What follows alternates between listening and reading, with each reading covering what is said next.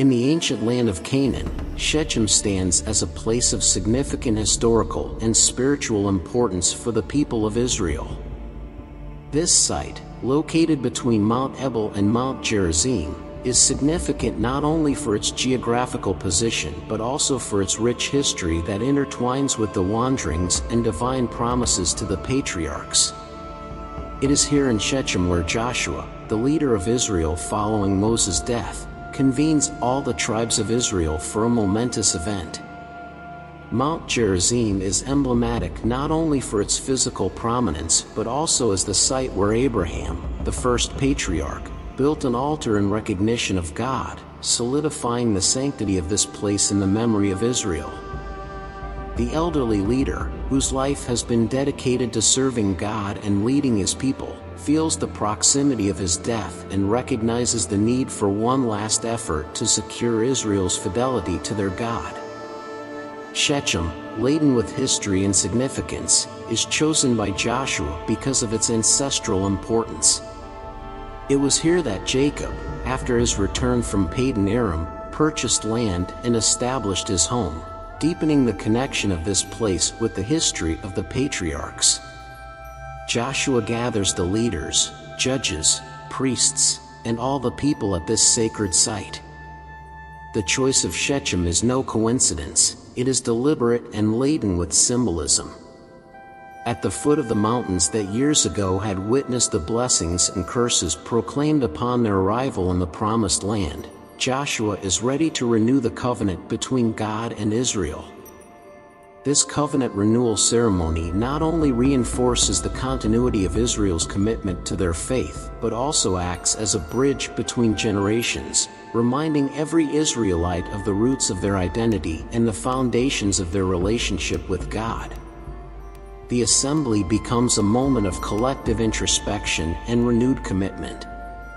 The elderly leader begins by recounting the history of Israel, from the times of Abraham, Isaac, and Jacob, to the liberation from slavery in Egypt under the divine leadership of Moses. Joshua narrates how God had guided his people through the Red Sea, delivered the law at Sinai, and had fed and protected them during their years in the wilderness.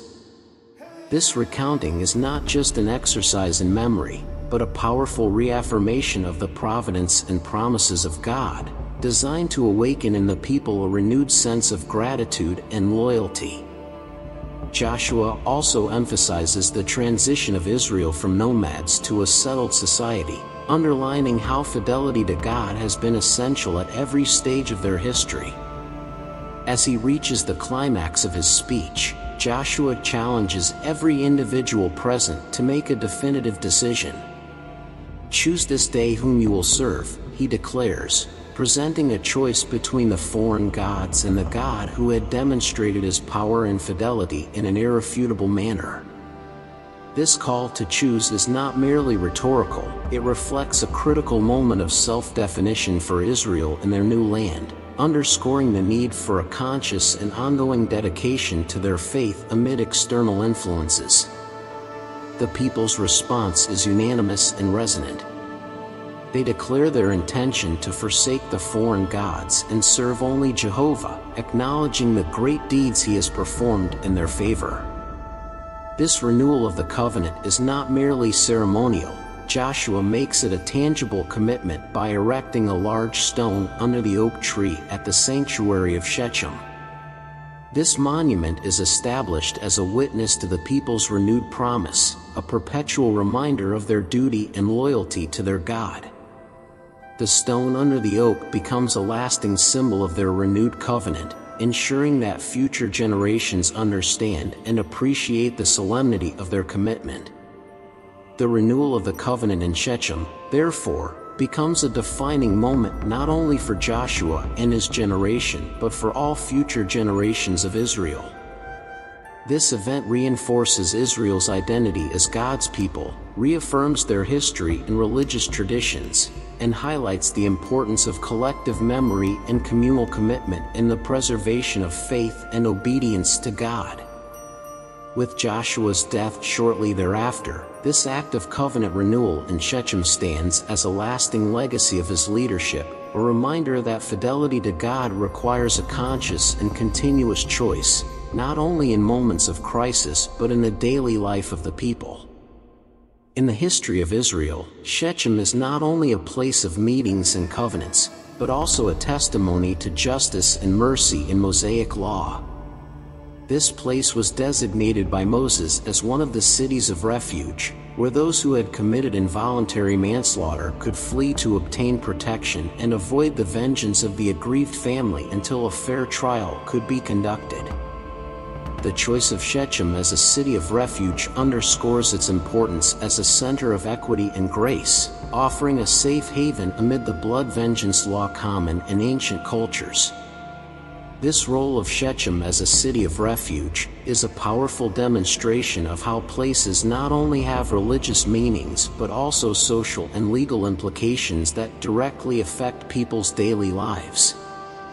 Furthermore, the importance of Shechem in Israel's religious history was reinforced during the period of the divided kingdom when Jeroboam I, the first king of the northern kingdom of Israel, established Shechem as his first capital. This act not only reaffirmed the centrality of Shechem in Israel's political life but also marked a turning point in religious history, as Jeroboam built an alternate altar at this site to compete with the temple in Jerusalem.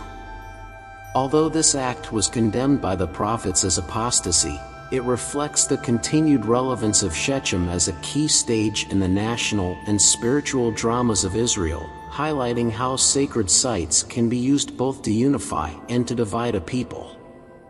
It is important to consider the lasting impact of the covenant renewal led by Joshua in Shechem.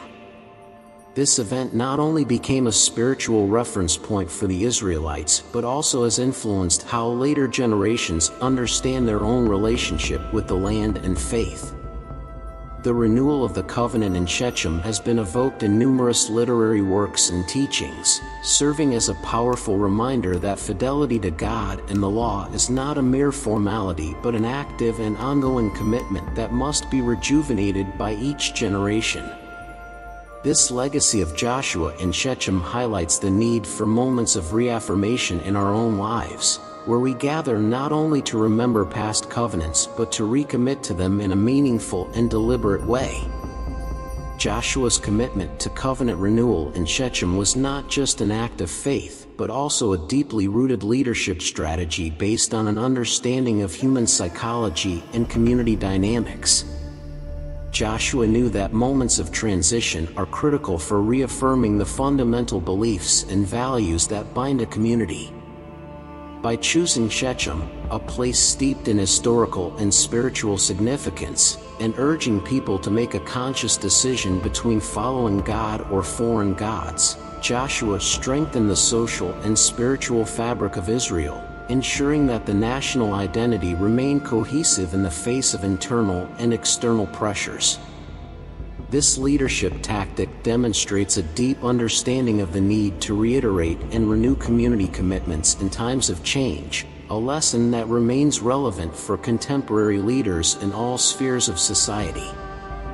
Another significant aspect of Joshua's account in Shechem is the inclusion of all segments of the Israeli society in the process of renewing the covenant. Not only leaders and priests but also common families, including women and children, were part of this crucial assembly.